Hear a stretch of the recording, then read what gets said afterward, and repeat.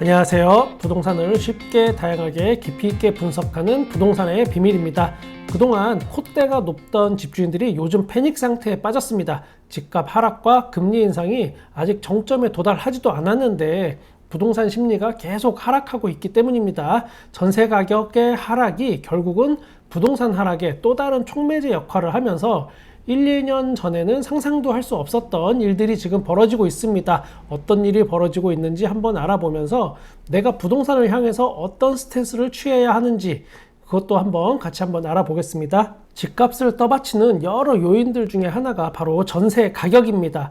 오래도록 지속됐던 저금리 상황, 그리고 언론의 자극적인 기사로 지금 집을 안 사면 영원히 못 살 것 같다는 그런 공포감 조성, 기타 등등 여러 복합적인 요인들이 있었지만 우리나라만의 어떤 특수한 부동산 구조가 한 몫을 단단히 한 것도 사실입니다. 바로 전세 시장입니다. 전세 가격이 올라가면 그 비율만큼 집값이 상승했습니다. 전세 가격이 10% 올라가면 집값도 10% 상승하는 그런 구조였습니다. 이걸 또 반대로 해석해보면 전세 가격이 10% 낮아지면 집값도 10% 낮아질 수 있다고 해석할 수 있습니다. 이유는 아주 간단합니다. 집값 대비해서 전세가 비율이라는 게 존재합니다. 대략 아파트 경우는 가격에 60% 정도 선에서 전세 가격이 형성이 됩니다. 이거는 누가 정해주는 게 아니고 수많은 사례를 통해서 자연적으로 생성된 어떤 그런 경험치라고 보시면 됩니다. 그런 데이터. 전세 가격이 그동안 집값을 떠받치고 있었던 근거가 바로 이게 됩니다. 전세가 폭등은 어떻게 이루어지나? 자, 전세 시장에는 항상 집주인들이 완벽한 승리가 그동안은 이어져 왔었습니다. 임차인은 항상 집주인의 눈치를 볼 수밖에 없는 그런 구조였습니다. 제가 부동산에 있으면 집주인과 세입자 모두에게 상담이 들어옵니다. 일단 집주인은 저에게 전화하는 목적이 굉장히 뚜렷합니다. 길게 이 말 저 말 이렇게 둘러서 말하지만 결국은 전세 가격을 얼마 올려야 내가 최대한의 이익을 볼까? 이게 핵심 질문입니다. 그러면 저는 요즘 시세랑 또 분위기 등을 말해줄 수밖에 없습니다. 만약 한치의 거짓이라도 말을 했다가는 그 여파가 상당할 겁니다. 왜냐하면 집주인들은 이미 상담 전에 자기들이 알아볼 것 다 알아보고 옵니다. 네이버 부동산 같은 부동산 사이트는 줄줄 깨고 있어서 최근 거래 가격 등도 다 알고 저한테 질문을 하는 겁니다. 문제는 여기서 끝나는 게 아닙니다. 동양에 3층 아파트를 가진 집주인이 있습니다. 기존 전세가는 5억입니다. 그런데 같은 단지에 있는 로열층 그리고 남양 아파트 전세가 5억 5천에 거래가 되었습니다. 그럼 이 집주인은 자기 집 전세를 얼마에 내놓아야 합당한 걸까? 자기 집보다 더 좋은 환경의 전세가 5억 5천에 거래가 됐다면 그것보다는 낮은 가격의 전세 가격이 형성되는 게 일반적입니다. 그러나 이 집주인은 6억을 불러버립니다.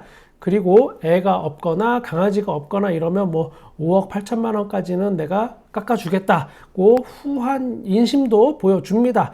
그리고 기존에 살던 세입자를 내보내는 겁니다. 이런 식으로 그동안 전세 가격이 올랐었습니다. 기존에 5억에 살고 있던 세입자는 당장 1억을 더 올려주거나 아니면 더 저렴한 아파트를 찾아서 외곽으로 이사를 갈 수밖에 없는 상황이 됩니다. 세상 모든 집주인들이 다 그런 건 아닙니다.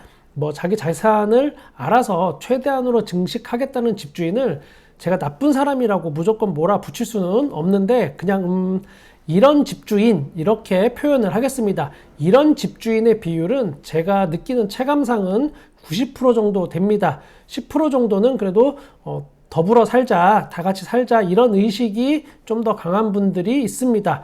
9대1 비율 정도로 생각해 주시면 될 것 같습니다. 세입자의 상담 사례도 말씀드려 보겠습니다. 세입자는 일단 상담 오면서 이미 져 있습니다. 본인이 전세 가격을 더 올려줘야 하거나 2년 만에 또 이사를 가야 한다는 현실을 이미 인지하고 그러고 부동산에 들어옵니다. 세입자 역시 미리 부동산 시장을 다 알아보고 오기 때문에 별다른 방법이 없다는 걸 알고 체년부터 합니다. 저도 어렵게 낡은 빌라 방 2개짜리에서 신혼을 시작했기 때문에 마음은 세입자 편이지만 딱히 제가 도와줄 방법은 없습니다. 최대한 조건에 맞는 집을 다시 찾아주는 게 저도 제가 할 수 있는 전부입니다. 그럼 여기서 제가 욕먹을 각오하고 한 가지 부동산의 비밀을 또 말씀드리겠습니다. 일부 공인중개사들이 분명 문제가 있습니다. 저도 공인중개사이지만 저렇게 살고 싶나 이런 생각이 드는 공인중개사가 욕먹어도 뭐 할 말 없다 라고 생각이 드는 사람들이 전세 가격을 올려놨습니다. 부동산은 거래가 이루어져야 돈을 버는 직업입니다. 저는 물론 그런 직업입니다. 즉 전세를 연장해서 살면 저는 돈을 벌 수가 없는 그런 구조입니다. 그러다 보니까 집주인을 꼬십니다. 빙빙 돌려 말하지만 아주 쉽게 정리하면 이겁니다. 살던 세입자 내보내세요. 전세 1억 더 받아드릴게. 요즘 전세 없어서 아주 난리예요. 지금 전세 안 올리면 사모님만 손해내니까요. 내가 책임지고 빼드릴게. 뭐 이렇게 미리미리 집주인들한테 뻔뿌지를 좀 해놓습니다. 그러면 아무 생각이 없던 집주인도 이거 가만히 있다가 나만 바보 되는 거 아니야? 이런 생각을 가지게 됩니다. 일반적으로 부동산들은 아파트 집주인들의 연락처를 다 가지고 있습니다. 그리고 전세 만기도 다 꿰고 있습니다. 전세 만기 6개월 전부터 집주인한테 막 전화를 돌립니다.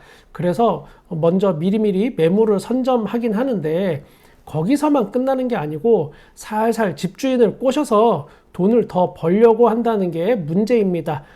강제로 세입자를 내보내게 부추기는 그런 역할을 공인중개사가 하는 경우가 상당히 있습니다. 제 주변 부동산도 그렇게 하는 곳이 좀 있습니다. 굉장히 꼴보기 싫습니다. 솔직히. 너가 어떻게 알아? 그런 것까지 이런 질문이 있을 수 있습니다. 제가 어떻게 하냐면 그나마 양심적인 집주인들이 저한테 다 말해줍니다. 어디 부동산 나한테 전화 와갖고 세입자 내보내라고 전세 올려준다고 전화가 왔어. 그렇게까지 해야 하나 뭐 이렇게 싶다. 부동산 비밀 부동산 자네는 어떻게 생각하는가? 뭐 이렇게 저한테 다 말해줘서 저도 아는 겁니다. 여러분 세상 모든 부동산 그러니까 공인중개사들이 다 그런 건 아니니까 너무 전체를 욕하지는 말아주시기 바랍니다. 양심적이고 일 잘하고 투명한 부동산도 많이 있습니다. 그리고 또 댓글 중에 다른 공인중개사 까면서 부동산의 비밀 너만 돋보이려고 그러지 마라 이렇게 말씀하시는 분도 있습니다. 제가 다른 부동산 깎아내리면서 이득을 취할 게 사실 별로 없습니다. 저는 여기서 손님을 모객해서 장사를 하거나 하지도 않습니다. 그런 오해는 풀어주시기 바라고 앞으로는 또 치열한 물밑 전쟁, 트릭, 또 속임수 그리고 합법과 불법 사이를 절묘하게 오고 가면서 돈을 버는 아주 욕심 많은 부동산들의 비밀도 하나씩 업로드할 계획입니다. 그래야 여러분들이 부동산한테 더 이상 당하지 않을 테고 저도 이 채널을 운영하는 보람을 느낄 겁니다. 물론 지금까지의 이야기는 임대차 3법이 시행되기 전까지의 이야기입니다. 2020년 임대차 3법이 시행되면서 오히려 전세 가격은 미친 듯이 막 올랐습니다. 임차인을 보호하고자 만든 법인데 이게 오히려 독이 된 경우입니다. 제가 여러분께 부탁드릴 것이 있는데 여기는 정치 문제는 철저히 배제하고 순수하게 부동산만 바라봐야 합니다. 정치적인 생각이 딱 끼어들기 시작하면 선입견이 생겨서 올바르게 부동산 현상을 보기 어렵습니다. 각자 개인의 정치적인 결단은 투표로 선택하시고 또 우리는 순수하게 여기서 부동산만 바라보고 그 안에서 내가 어떤 스탠스를 취해야 하는지 전략적인 판단만 하면 됩니다. 임대차 3법의 후유증으로 또 한 번 급작스럽게 전세 가격이 폭등 막 이렇게 된 다음에 전세 가격이 폭등하면 그만큼 집값도 따라서 오르는 현상이 발생했습니다. 그동안은 이게 유지될 수 있었던 게 저금리 시대였기 때문에 가능했던 겁니다.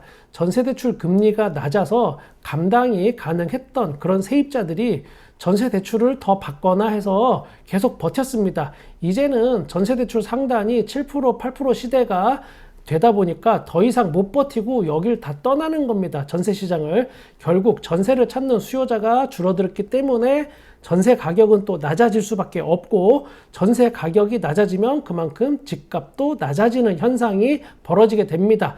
거기에 더해서 서로의 입장이 이제는 역전까지 돼버렸습니다. 집주인과 세입자, 콧대 높던 집주인이 싹싹 빌어야 하는 경우가 생겨서 실제 사례 하나 말씀드리겠습니다. 집주인 A가 세입자 B에게 2년 전에 5억 7천만 원의 전세를 줬습니다. 만기가 다가오자 세입자 B가 먼저 집주인에게 전화를 한 겁니다. 예전 같으면 상상도 못할 일입니다. 보통은 집주인이 전화를 먼저 했습니다. 전세 올려달라고. 저도 신혼 때 집주인분이 전화 오면 겁이 나서 한 번에 전화를 못 받았습니다. 손이 덜덜덜 떨리고 이거 어떻게 하지 하면서 머릿속이 하얗던 시절이 있었습니다. 다행히 저는 주인분이 좋은 분이셔갖고 제가 감당할 수 있는 만큼만 올리면서 살았습니다. 지금도 그 집주인께 굉장히 감사드리고 있습니다. 세입자 B는 요즘 전세 시세가 내렸으니까 5억 4천만 원 정도까지 내려서 재계약을 하자고 말을 했습니다. 먼저 집주인은 당장 3천만 원을 돌려주기가 어려운 상황입니다.